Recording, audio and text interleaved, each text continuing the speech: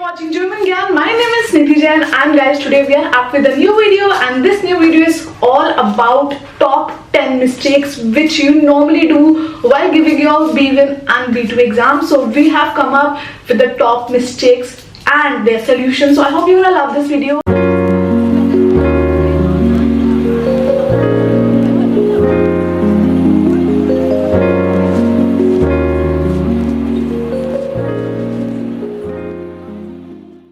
I hope you gonna doing absolute correct things in the B1 and B2 exams for your upcoming exams.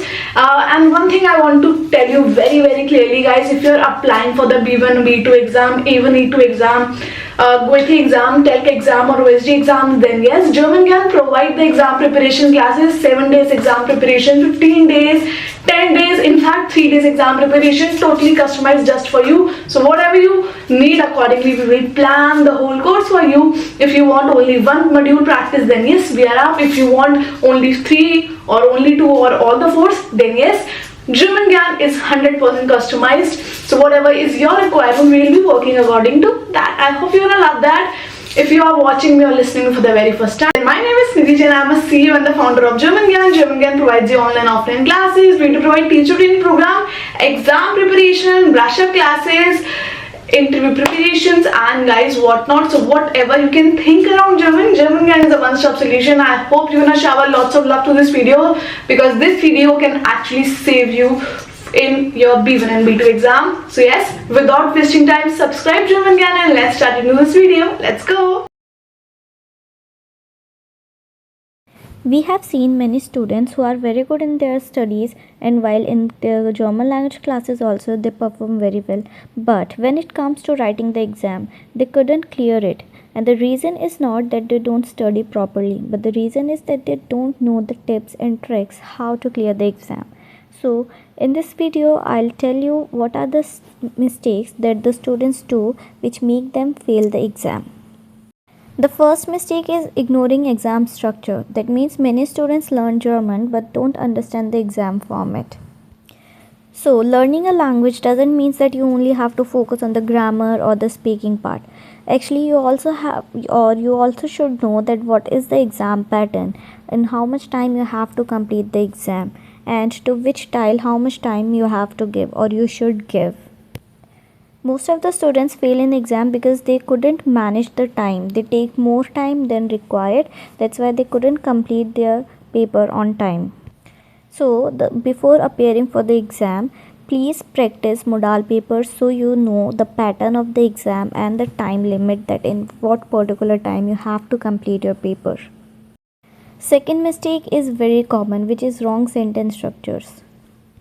German word order is very important. Means you should take care that where you are placing which element. Means when you are writing a Hauptsatz or a main clause, the verb has to be at the second place. When you are writing a Nebensatz, then verb goes at the end of the sentence, and there are more sentence structures. For example, for asking a question, you can use wie fragen, ja nein Frage, or even a modal verb. So all these 3 sentence structures have different structures.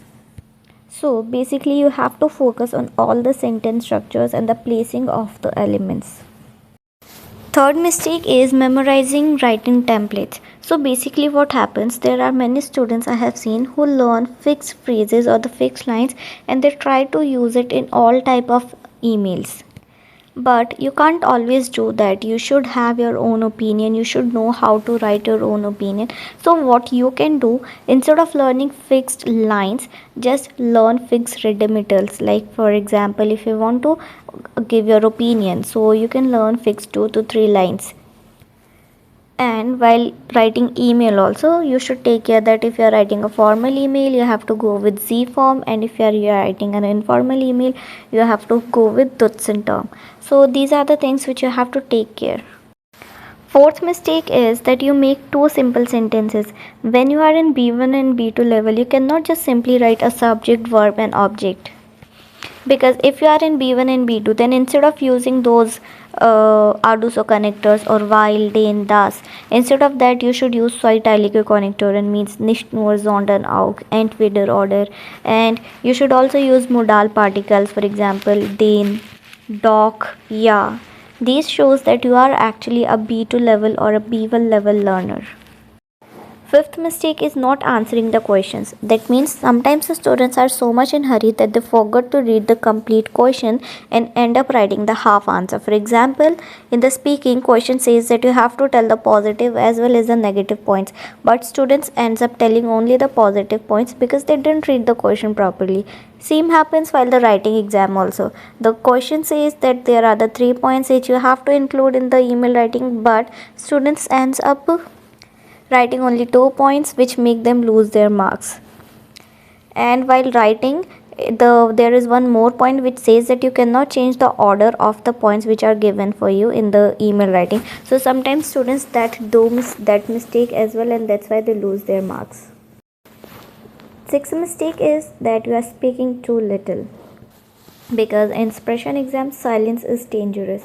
If you are framing very small sentences, or you are giving just a one word answer or a one liner answer in your B1 and B2 level exam, then you are definitely going to lose marks, because B1 is actually the level where you can express yourself, your opinion, you can understand each other, you can react on others person, and you can give suggestion. So all these things required more than one line. So if you are speaking too little, then again of course you are going to lose your marks. So guys, how was this video? I hope now you are aware of all the mistakes which you normally do in your B1 and B2 exams. So yes, we'll catch you in the next one. Till then, keep learning German. German Gyan. Take care.